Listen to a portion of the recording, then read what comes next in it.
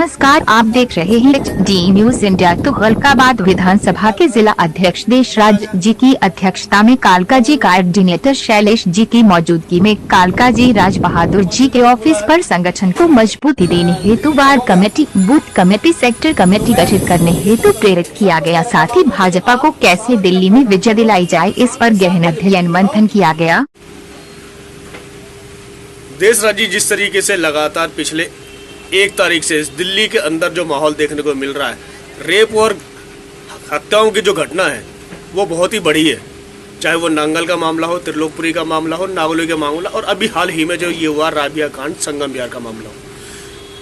आखिर दिल्ली सरकार जो कि पूरे भारतवर्ष की नाक कही जाती है, दिल्ली के केंद्र है, सेंटर है, यहाँ पर ऐसी घटनाएं होने का जो मतलब है वो क्या निकलता है? चाहे दिल्ली गवर्नमेंट हो चाहे सेंट्रल गवर्नमेंट हो, मनवादी सोच की गवर्नमेंट बैठ रही है। उनका जो मेन लक्ष्य है ना, उनकी जो अपनी नीतियां हैं, चुनाव के बाद में उन्हीं को लागू करते हैं। उनको किसी की बहन बेटी से कोई मतलब नहीं है। और इस देश में भाईचारा खराब हो रहा है इन सरकार के कारण। अगर भाईचारा हो तो किसी की बहन बेटी के साथ में इस तरह की वारदात ना हो। और प्रशासन में जो लोग बैठे हुए हैं वो भी कहीं ना कहीं से दबाव में होते हैं, वहाँ भी कहीं ना कहीं जातिवाद की गूंज होती है उसके अंदर में, इसलिए ये कार्रवाई नहीं हो रही है। और ये दिल्ली देश की राजधानी है, दिल्ली देश की राजधानी में सबसे बड़ी ताकत इस देश की बैठी हुई है। राष्ट्रपति यहाँ बैठता है, गृह मंत्री बैठता है, प्रधानमंत्री बैठता है, रक्षा मंत्री बैठता है। दिल्ली के अंदर ही हमारी माँ बहन बेटियाँ सुरक्षित नहीं है, तो बाकी देश के अंदर तो बहुत बुरा हाल होगा। इसलिए मैं तो गुजारिश करता हूँ इस सरकार को बदलना चाहिए, अपनी सरकार बनानी चाहिए, ताकि हमें हमारी बेहतर सुरक्षा और बेहतर प्रशासन, बेहतर रोजगार हमें अपनी गवर्नमेंट ही दे सकती है और कोई नहीं देने वाला है। और ये 70 साल से चल रहा है। ये एक सवाल और यहाँ पे खड़ा होता है कि राबिया जो कि सिविल डिफेंस में ऑलरेडी काम करती थी, यानी कि वो प्रशासन के साथ सहयोगी थी, और जो कि दिल्ली सरकार ने ही नियुक्त किया गया।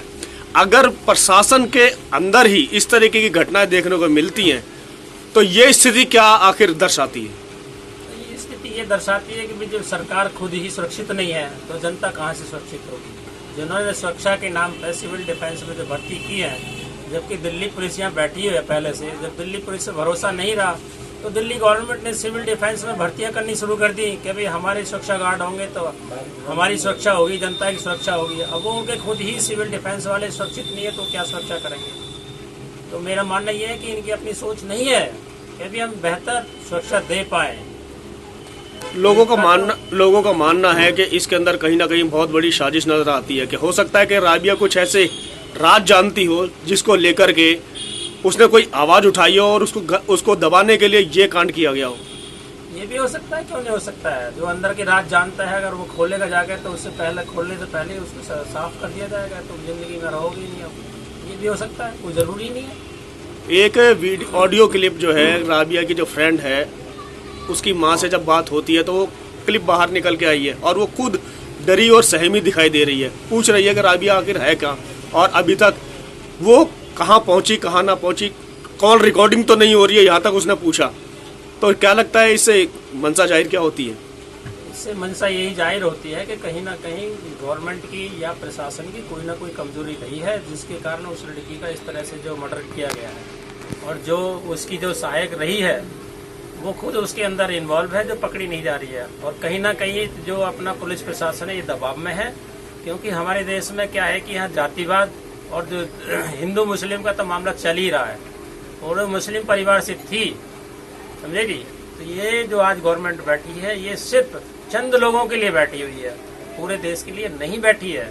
चाहे वो SC ST हो, चाहे OBC हो, चाहे माइनॉरिटी हो, उनकी तरफ ध्यान ही नहीं है। अगर इनका ध्यान होता तो जो गवर्नमेंट ने जिस गवर्नमेंट ने उसको अपॉइंट किया था, आज तो उसकी घोषणा हो जानी चाहिए थी कि इस परिवार में हम नौकरी देंगे या इतना हम हर जाने देंगे।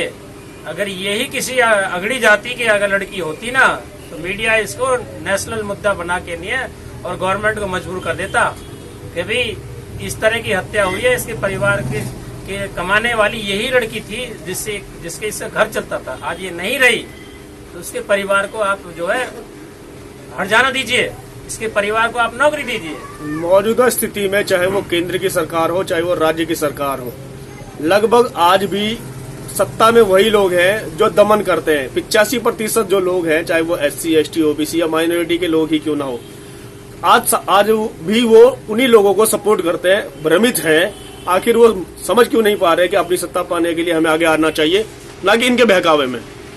देखिए, आप जान रहे हैं दल तो कोई भी हो सकता है, मगर उनकी मानसिकता तो नहीं बदल रही है। दल ही तो बदला है, मानसिकता तो उनकी वही है जो पहली सरकार में वो हिस्सेदार थे, चाहे वो कांग्रेस की थी चाहे BJP की थी और किसी के रही। जहाँ पे जो उन्होंने गलत किया है वो गलत उन्होंने अपने आप में बदला नहीं है, उनकी मानसिकता वही है। दल ही तो बदला है, दल में जाने से कोई साफ सुथरा थोड़ी हो गया है। यदि इसको नहला धुला दिया तो साफ सुथरा होना, लेकिन उसके अंदर जो मानसिकता है वो थोड़ी साफ सुथरी हुई है। तो यहाँ तो जो लोग आज भी 85% लोग जो बहकावे में आए, या ये कह सकते हैं कि जो अभी भी पीछा नहीं छोड़ा पा रहे हैं, उनको आप क्या संदेश देना चाहेंगे इस माध्यम से? देखिए, वो लालच में चले गए हैं, उनका अपना लालच पूरा हो रहा है, समाज का लालच थोड़ी पूरा हो रहा है। अगर समाज का लालच पूरा करते तो आज जो ये घटनाएं हो रही हैं, ये सरकार में जो हिस्सेदार बने बैठे हैं, चाहे MLA हैं चाहे वो काउंसलर हैं, वो समाज की बात को उठाते। आज जो राबिया खत्म हुई है, क्या उसके मुस्लिम समाज के क्या विधायक नहीं दिल्ली के अंदर में, या काउंसलर नहीं है, कोई नहीं आवाज उठा रहा है? क्यों? वो गवर्नमेंट इस तरह की बैठी हुई है जिनको की सिर्फ संख्या पूरी करनी थी अपनी सरकार बनाने के लिए, इसलिए उनको टिकट दे दी गई। अगर वो आवाज उठाएगा भी तो दूसरा तैयार बैठा हो, उसकी टिकट काट देंगे, दूसरे दे देंगे। लेकिन तो अपना पेट भरने के लिए गए हैं, ये समाज का पेट भरने के लिए थोड़ी गए। जो अब नई जो दल के साथ में जो गवर्नमेंट बनी है, ये क्या है? इसमें सारे कांग्रेसी बैठे हुए हैं, जिनकी BJP पूछ नहीं थी वो BJP छोड़ के इस गवर्नमेंट में आ रहे हैं। नीति वही है जो पहले थी, दल बदला है, सरकार का नाम बदला है कि कांग्रेस नहीं, अब आम आदमी पार्टी है, लेकिन नीतियाँ उनकी वही है। और वो तो कहता भी है कि भी मैं तो लाला हूँ, लाला घाटे में सौदा नहीं करता, और वो घाटे में सौदा कर ही नहीं रहा है, धनाधन प्राइवेटाइजेशन कर रहा है।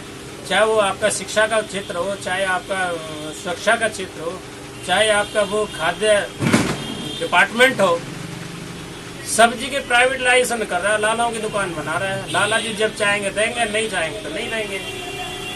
तो ये तो गवर्नमेंट तो उसी मानसिकता की बैठी हुई है, ये कोई गरीबों के हित की थोड़ी ना है।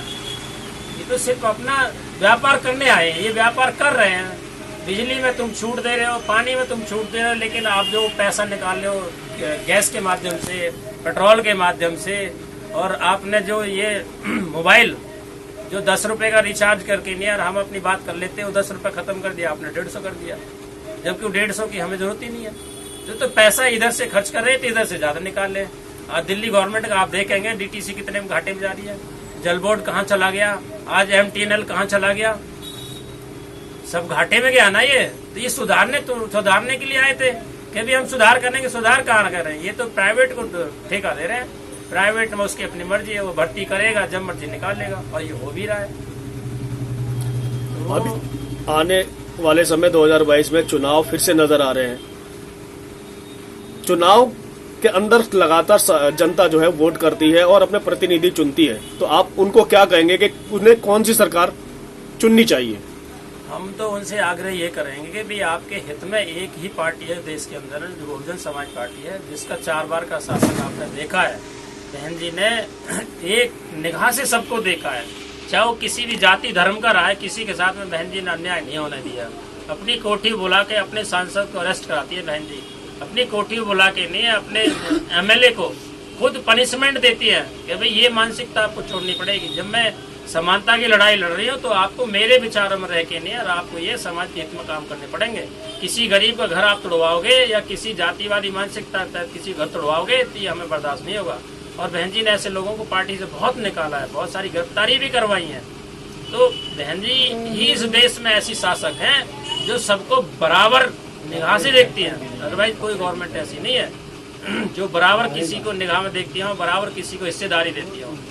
सिर्फ इस देश में मात्र एक नेता है बहन कुमारी मायावती, जो सर्व समाज की आज नेता है, और सर्व समाज उनके साथ आज खड़ा हो रहा है।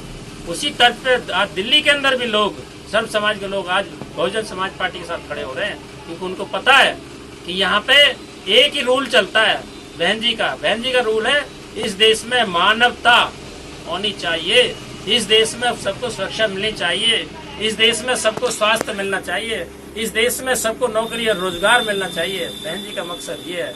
किसी जाति धर्म के खिलाफ बहन जी नहीं है, ना बहन जी के कोई कार्यकर्ता किसी जाति धर्म के खिलाफ है। वो कहता है कि हमें सम्मान दो तो हम भी आपको सम्मान देंगे, और पहले हम सम्मान देंगे, आप हमें बाद में सम्मान दीजिए। यहाँ तो मानवता की लड़ाई के लिए बहन जी संघर्षरत है, बहन जी के कार्यकर्ता संघर्षरत हैं, और हमारे अपने जितने कार्यकर्ता वो सब मानवता की लड़ाई को लड़ रहे हैं, किसी जाति धर्म के खिलाफ नहीं है। न ही किसी के साथ में कोई बराबरी वाली बात है कि भाई आपने इतना क्यों कमा लिया और मैं इतना क्यों कमा रहा हूँ। तो वो बराबर की हिस्सेदारी देने के लिए काम कर रहा है। तो मैं तो कहता हूँ भाई एक बार बहुजन समाज पार्टी को उत्तर प्रदेश की तर्ज पे दिल्ली में मौका तो दीजिए कि हमारे पास भी वो गुण है कि हम इस देश को चला सकते हैं, हम इस दिल्ली को चला सकते हैं। इस दिल्ली के अंदर में जो इतना सारा शोषण हो रहा है, चाहे वो किसी भी जाति धर्म का है, हम नहीं होने देंगे। तो मैं सब समाज के लोगों से अपील करूंगा, माताओं बहनों से और बड़े बुजुर्गों से, भाइयों से, यदि दिल्ली के अंदर जो क्राइम बढ़ता जा रहा है, क्या देश की सबसे बड़ी ताकत बैठी हुई है, अगर इससे आपको निजात पानी है इस क्राइम से, तो मैं अपील करता हूँ आप बहुजन समाज पार्टी एक बार दिल्ली के अंदर में आप मौका दीजिए। एमसीडी का चुनाव आ रहा है, इसमें हमें आप मौका दीजिए। जो एमसीडी घाटे में जा रही है इसको हम देखेंगे घाटा होता कैसे है। हमारी नीयत साफ है, हमारी नीयत साफ के साथ में आप आइए। हम काम करना चाहते हैं, हम गरीबी को जानते हैं, हम अधिकारों को जानते हैं कैसे दिए जाते हैं और कैसे हमने ये करना है। हमारे पास में वो विल पावर है, हम दे सकते हैं। इसलिए हम सर्व समाज के लोगों से अपील करना चाहते हैं कि भाई आप उत्तर प्रदेश की तर्ज पे एक बार दिल्ली में मौका तो दे के देखो। जिस तरह से आज जो गवर्नमेंट बैठी है उसको भी आपने एक मौका दिया है। यदि ये हमारे हित की बात करेगी तो आपने उनको आज मौका दिया है, लेकिन आप वो काम नहीं कर रही है। वो तो सिर्फ अपने हित में काम कर रही है। यदि मेरे अपने जो पार्टी के लोग किस तरह से मजबूत होंगे, सिर्फ उनके लिए काम कर रहे हैं। वो समाज के लिए काम नहीं कर रहे हैं, सर्व समाज के लिए काम नहीं कर रहे हैं। वो उद्योगपतियों के लिए काम कर रहे हैं, गरीबों के हित में कोई काम नहीं कर रहे हैं। इतनी महंगाई बढ़ती जा रही है, 200 रुपये का इंजेक्शन आप लगा रहे हो और हमसे सिलेंडर के नाम पर हर 2 महीने में 1 महीने में आप डबल पैसे ले रहे हो। पेट्रोल के नाम से आप पैसे ले रहे हो, उधर कहते हो कि जहाँ पे वैक्सीन फ्री लगा रहे हो। भाई 200 रुपये की वैक्सीन हम लगवा लेते, यदि सिलेंडर पर आप पैसे नहीं बढ़ाते तो जेब में हमारे वो पैसे होते तो हम दे देते। तो मैं तो सब समाज के लोगों से अपील करता हूँ कि भाई एक बार बहन जी के नेतृत्व में दिल्ली हमें दे दो। देखिए कैसे यहाँ शासन होता है, कैसे लोगों को अपने अधिकार मिलते हैं।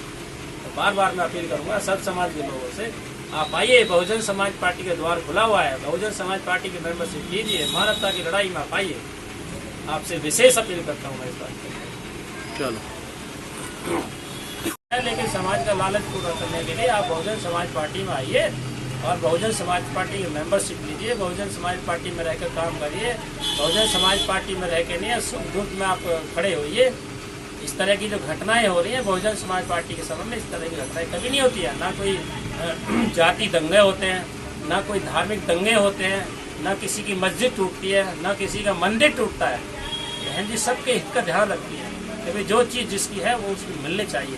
बहन जी की सोच है और वही सोच हमारे कार्यकर्ता की है, बहन जी के सिपाहियों की है। तो मेरा आपसे यही कहना है कि भाई जो आप कह रहे हैं कि भाई बहुजन समाज के लोग इतने वहाँ चले गए, हम उनसे गुजारिश करेंगे कि आपका अपना हित यहाँ है, अपने समाज का आपका हित यहाँ है।